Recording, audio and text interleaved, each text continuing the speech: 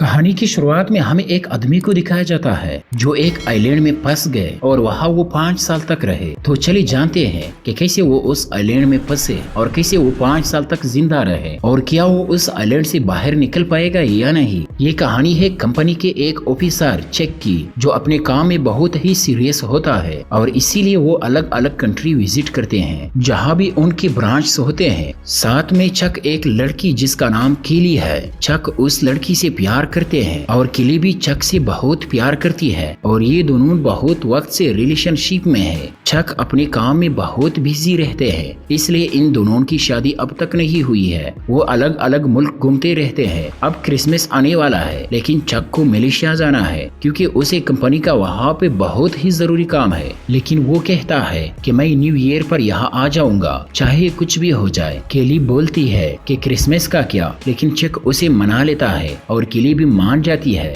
और जाते हुए चक उसे क्रिसमस का गिफ्ट देता है और केली भी उसे क्रिसमस का गिफ्ट देती है जो कि एक घड़ी होती है और उस घड़ी में केली की फोटो भी होती है। चक मलेशिया के लिए निकल जाता है और जब उनका प्लेन पैसिफिक ओशियन के ऊपर से उड़ रहा होता है तभी वहाँ पर बहुत ज्यादा तूफान आता है और उस तूफान में उनका प्लेन क्रैश हो जाता है। प्लेन में टोटल 4 आदमी होते हैं। उनका प्लेन पैसिफिक ओशियन में गिर जाता है। गिरने के बाद उस प्लेन में सिर्फ एक इंसान बचता है और वो इंसान होता है चक। चक एक एयर बोट पर बैठता है और बेहोश हो जाता है। समंदर का तूफान उसे अपने साथ बहाकर ले जाता है और जब सुबह उसकी आंखें खुलती है तो वो एक आइलैंड पर होता है लेकिन आइलैंड बिल्कुल सुनसान था। वहाँ इंसान का नाम वो निशान नहीं था। चक चलाता रहा लेकिन वहाँ कोई नहीं था। फिर उसने बीच पर फिर से एक बड़ा सा हेल्प का सिग्नल बनाया ताकि ऊपर से गुजरते प्लेन उसे देख सके। इसके बाद उसने बीच पर ही अपनी बोट का इस्तेमाल करके एक शेल्टर बनाया और थकान की वजह से चक काम छोड़कर बोट में ही सो जाता है। लेकिन रात को जब वो सोने ही वाला था जंगल से एक अजीब सी आवाज आई। वो जल्द अलर्ट हो गया और डर के मारे बोट का पेडल हाथ में लेकर पूरी रात जागता रहा। अगली सुबह उसने देखा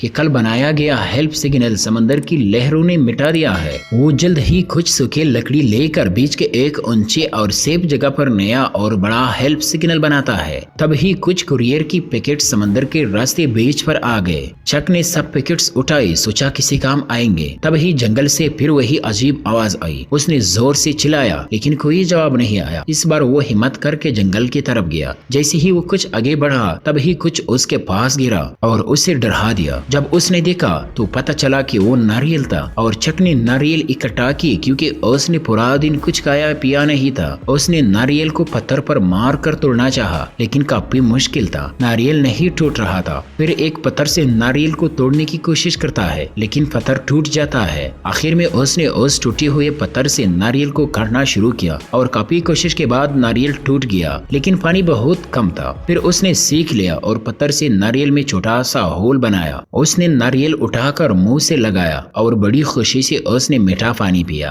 पानी पीने के बाद उसने अपना एक बीक बनाया और एक लाठी लेकर आसपास देखना शुरू किया, शायद कहीं से मदद मिले। वो सुबह से शाम तक चलता रहा। उसे बस एक और कुरियर पैकेट मिलता है, इसके अलावा कुछ नहीं मिला। अब उसने डिसाइड किया कि पहाड़ के सबसे ऊपर चढ़ के देखे कि क्या ये सच में एक अकेली ही आइलैंड है। चढ़ते वक्त उसका पैर पत्थर से कट गया, काफी खून निकला। उसने अपने पैंट से एक टुकड़ा फाड़कर बैंडेज बनाया और कुछ घास जड़ी बूटियां और सोक्स में डालकर दोनों पैरों पर बांध दिया। 1 घंटे की चढ़ाई के बाद वो पहाड़ की टॉप तक पहुंचा। उसने देखा कि चारों तरफ सिर्फ पानी ही पानी है, कोई और जमीन नहीं दिख रही थी। उसका दिल टूट गया। तभी उसने देखा कि समंदर में कुछ दूर एक आदमी तैरता हुआ दिख रहा है। वो जल्द नीचे उतरकर उसके पास गया और देखा कि वो प्लेन का पायलट था लेकिन पायलट जिंदा नहीं था। चक ने पायलट को बीच पर खींच के लाया और उसके पास से एक टॉर्च मिली। टॉर्च अब भी काम कर रही थी। उसके शूज उतारे, वो छोटे थे पर उसने मॉडिफाई करके पहन ले। इतना सब करते करते शाम हो गई। रात को वो शेल्टर में लेटे हुए बहुत अकेला और उदास था लेकिन उसकी वाइफ की फोटो उसका सहारा बनी। दिन बीते गए लेकिन कोई मदद नहीं आई। धीरे धीरे वो वहाँ की जिंदगी के साथ एडजस्ट करने लगा। हर सुबह पत्तों की बूंदों से वो पानी पीता। वो नारियल के शेल को पानी स्टोर करता रहा। उसे भूख लगती है तो वो समंदर में मछली पकड़ने जाता है लेकिन कभी कभी काफी मेहनत के बाद भी उसे कुछ हाथ नहीं आता। फिर एक रात जब उसको नींद नींद नहीं आ रही थी तो वो बीच पर वॉक करने गया। तभी उसने देखा कि समंदर में एक लाइट दिख रही है। उसने जल्द समझ लिया कि ये किसी शिप की लाइट है। वो एक्साइटेड हो गया और जोर जोर से आवाजें देने लगा। उसने देखा कि शिप की तरफ से कोई रिस्पॉन्स नहीं आ रहा तो वो लाइट्स लेकर जोर जोर से हिलने लगा ताकि शिप वाले उसे देख सके। पर समंदर के बीच में उसकी छोटी सी लाइट कुछ भी नहीं थी। हेल्प की उम्मीद में उसने अपनी छोटी बोट निकाली और बोट में बैठकर ताकि वो शिप तक पहुंच सके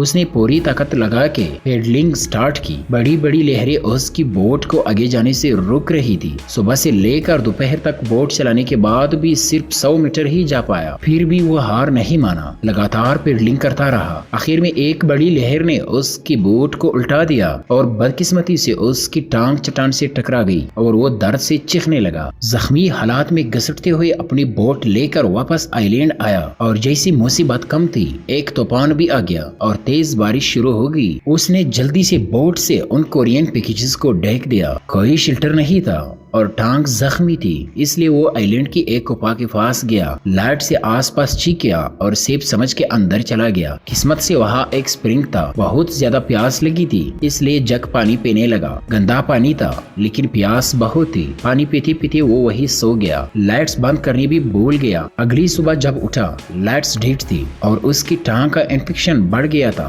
अगर टांग पे ट्रीटमेंट नहीं हुआ तो टांग खराब हो जाएगी। इसने पैकेज खोलना शुरू किया। पहले पैकेज में स्केटिंग शूज थे जिनकी ब्लेड यूजफुल लग रही थी। दूसरे पैकेज में एक वॉलीबॉल था। तीसरे में एक लेडी सिगरेट थी लेकिन सिगरेट का ब्लैक नट उसे यूजफुल लगा। बाकी के पैकेज में एक बेकार पेपर मिला। आखिर पैकेज में एक एंजल विंग्स का सिंबल था। इसने उसे बेकार समझा और इसे ही रख दिया। उसने इन कार्डबोर्ड से अपने लिए बेड बनाया। स्केटिंग शूज से कपड़ा कट के अपने चोट पे बैंडेज किया। शूज से अब नारियल तोड़ना और लकड़ी काटना भी इजी हो गया। फिर उसने एक बड़ा केकड़ा भी पकड़ लिया तो बहुत खुश हुआ, लेकिन कच्चा केकड़ा खाना उसे मुश्किल लग रहा था। उसने इस सिगरेट के नेट से एक फिशिंग नेट बनाया और एक छोटी मछली पकड़ी। मछली खाते खाते उसने रियलाइज किया कच्चा खाना टेस्ट नहीं दे रहा था तो वो लकड़ी घिसकर आगे जाने लगा। पेपर को फ्यूल बनाया। काफी कोशिश की पर वो थक गया तो इसने रेस्ट लिया। नारियल खाने लगा। उसने हाथ भी काटा लेकिन हर दिन जिंदा रहने के लिए लड़ रहा था। पर स्टेशन में चल लिया। गुस्से में हाथ फिर मारने लगा। वॉलीबॉल उठाकर फेंक दिया। इमोशनल्स रेल्स करने के बाद उसने खुद को संभाला,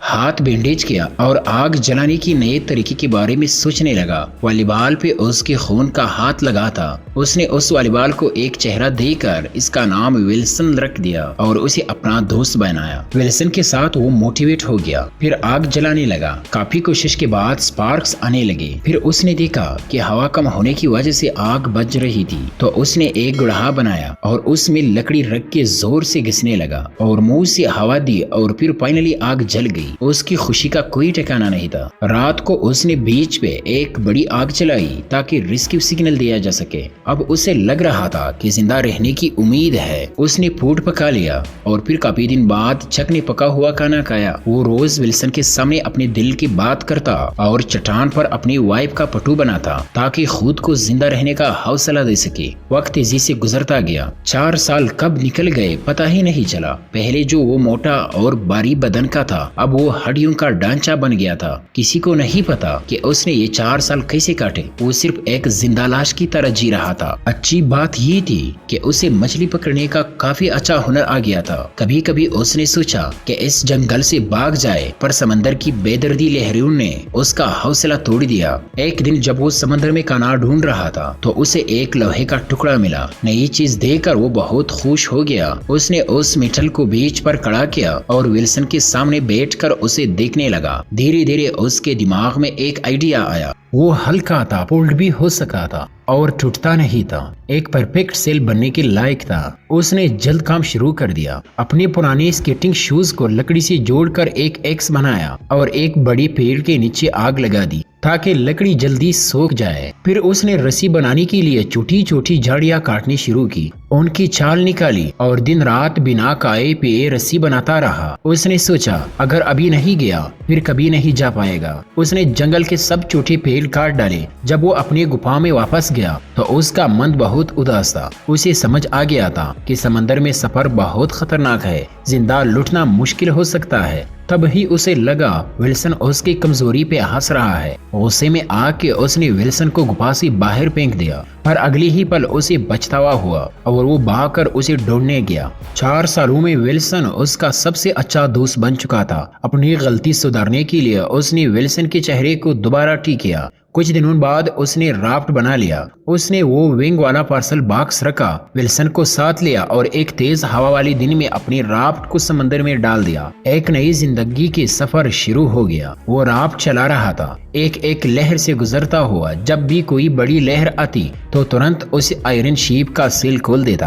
राफ्ट काफी मजबूत निकला। हवा की मदद से वो बड़ी लहरों को पार करके गया और एक खामोश समंदर तक पहुंच गया। जैसे जैसे वो दूर जा रहा था, वो पीछे देखता रहा जहां उसने 4 साल गुजारे थे। शाम की सूरज तले उसके दिल में नई उम्मीद जग चुकी थी। उसे भूख लगती तो समंदर में मछली मार लेता, प्यासा होता तो बारिश का पानी इकट्ठा करके पीता। रात को कभी कभी एक बड़ा व्हील उसके राफ्ट के आसपास घूमता रहता, जैसे उसकी हिफाजत कर रहा हो। पर सब कुछ हमेशा अच्छा नहीं रहता। एक रात तेज हवा आई और सेल उड़ गया। उसने राफ्ट को जोर से पकड़ लिया ताकि वो भी उड़ न जाए। अगले दिन वो व्हील ने पानी फेंका जिससे वो होश में आया, पर जगते ही देखा विल्सन गायब था। वो पागल हो गया, चिल्लाने लगा। अच्छा हुआ विल्सन दूर नहीं था। वो जल्द पानी में कूद गया। उसने राफ्ट को अपने साथ बांधा और विल्सन की तरफ तैरने लगा, पर रस्सी चोटी पड़ गई और वो इतना थक चुका था कि कुछ नहीं कर सका। इसके सामने विल्सन दूर चला गया। एक पल में उसने महसूस किया जैसे उसने सब कुछ खो दिया हो। उम्मीद की आखिरी कड़ी भी टूट गई। उसने सब कुछ छोड़ दिया, राफ्ट पर लेट गया और तैरता रहा समंदर में बिना किसी मंजिल के। पता नहीं कितना वक्त बीता। अचानक एक दिन एक शिप के इंजन की आवाज आई। उसने जल्द हाथ हिलाकर मदद मांगी। शिप के लोगों ने उसे देख लिया। 1500 दिन के बाद वो बच गया। पर जब वो वापस मॉडर्न शहर आया तब उसे पता चला कि उसकी वाइफ ने किसी और से शादी कर ली है और एक बच्चा भी है। सच ये था कि 1500 दिन सब कुछ बदलने के लिए काफी थे। चक को केली ने घड़ी दी थी जो उसके साथ उस आइलैंड पे भी थी। वो घड़ी वो उसको वापस कर देता है क्योंकि वो केली के खानदान की घड़ी होती है। चक बोलता है खानदान की धरोहर खानदान के पास ही रहनी चाहिए, लेकिन चक केली की पट्टू अपने पास रख लेता है और जाने से पहले केली उसे बोलती है कि तुमने वादा किया था कि तुम वापस आओगे। चक बोलता है आई एम सो सॉरी। केली बोलती है कि मैं भी। केली अभी भी चक से प्यार करती है, लेकिन वो अपने परिवार को नहीं छोड़ सकती और चक भी नहीं चाहता कि केली अपना परिवार छोड़कर मेरे साथ आए। केली के पास चक की एक गाड़ी भी होती है जिससे चक की बहुत सारी यादें जुड़ी हुई है। केली उस गाड़ी को चक को वापस कर देती है और चक उसमें बैठकर वहां से निकल जाता है। लेकिन जब चक थोड़ा से यहाँ से गया होता है, केली पीछे खड़ी होकर देख रही होती है और उसे चक के जाने का बहुत दुख हो रहा होता है। उसे लगता है कि कुछ छूट रहा है। वो चक के नाम पुकारते हुए भागते हुए उस गाड़ी के पीछे जाती है और चक भी गाड़ी वापस लेकर आता है। उसे गले से लगा लेता है। केली बोलती है कि मुझे पता था कि तुम जिंदा हो तो वापस आओगे, लेकिन सब लोगों ने कहा कि मुझे ये सोचना बंद करना पड़ेगा। मैं आज भी तुमसे बहुत प्यार करती हूँ और तुम ही मेरा पहला प्यार हो। चक बोलता है कि मैं भी तुमसे बहुत प्यार करता हूँ और उसके बाद वो एक दूसरे को किस करते हैं। चक उसे अपनी गाड़ी में बिठाता है और इसी के साथ ये मूवी यहीं पर खत्म हो जाती है। उम्मीद करता हूँ कि ये कहानी आपको पसंद आई होगी। हमारे चैनल को सब्सक्राइब करना ना भूलें।